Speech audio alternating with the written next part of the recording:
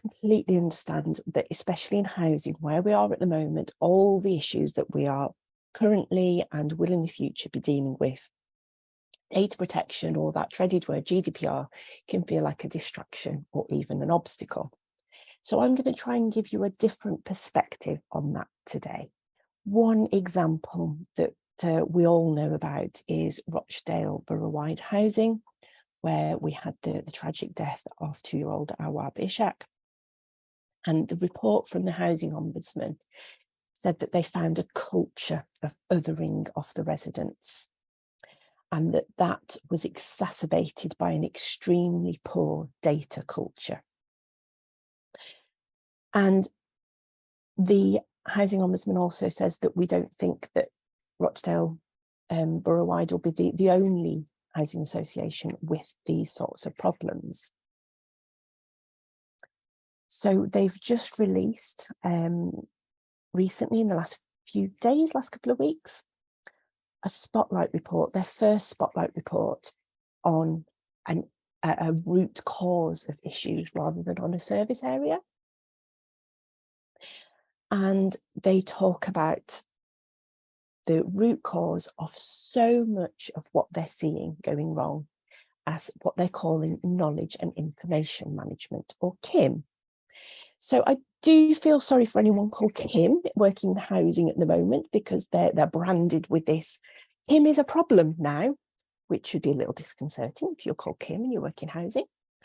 I've not heard of it branded as Kim before, but it's records management, it's information management, it's data management, it's data. It's all about data. It's what do we know, whether that's about our customers or about our properties or anything else.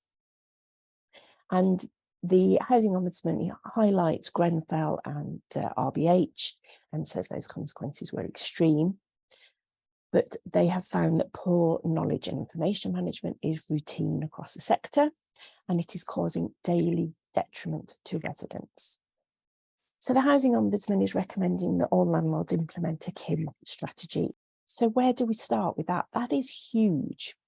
One thing I don't agree with in the KIM report is the Ombudsman says that knowledge and information management is the closest thing to a silver bullet that the sector has at the moment.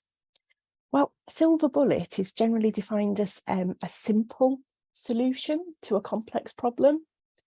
There ain't nothing simple about knowledge and information management, especially overhauling it if you're not in the right position at the moment, which most of us aren't.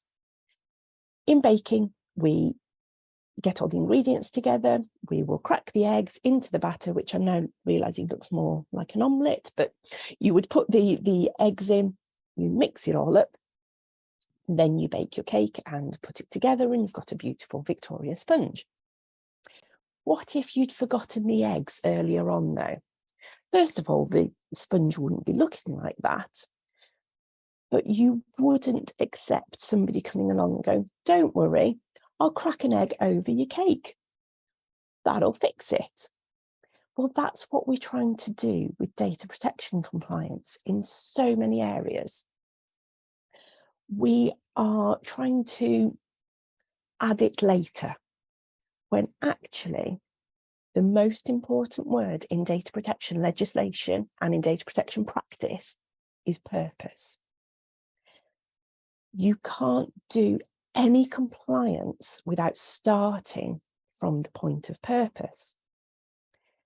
So you can't, if data protection compliance are your eggs, you have to put them in at the beginning. You can't just crack an egg over the finished cake and go, oh, that'll do it. That's going to be really unappealing. So what people are quite surprised to find out sometimes is that the data protection legislation actually is about all of these things as well. It's about the quality of the data. It's about managing risk. It's about managing your supply chain risk as well. It's about human rights at its absolute core. And it's about transparency. So GDPR is seen sometimes as this add-on cracking the egg over the cake, but it should be an ingredient right from the start.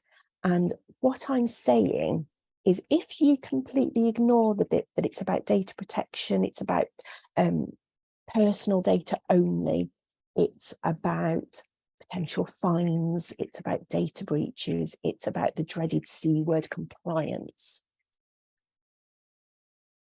See past that, and at its core, it's a really good framework for data governance, no matter what type of data you're talking about.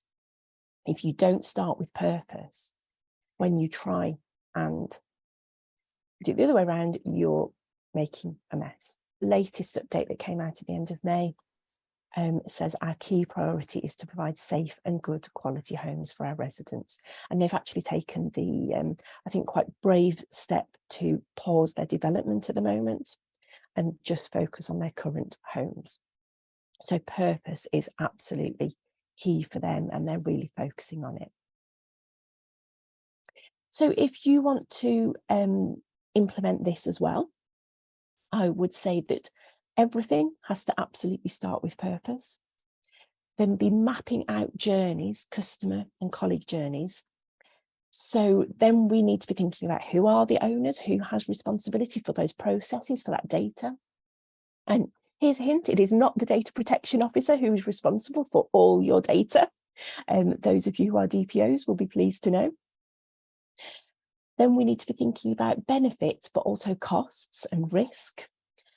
How do we reduce those risks and be prepared? Add a data lens to all your policies and procedures as part of that baking in. And that's something that's come up in the Kim report as well from the Housing Ombudsman. So again, I could talk all day about that. I won't. I know the time is ticking on. Then embedding training and monitoring and continuous improvement. Or, of course, myself and Golden Marzipan can help you to do it. We can facilitate this for you. You know, a bit more of a roadmap there, and we'd be there holding your hands to make sure you are not cracking eggs over your beautiful Victoria sponges.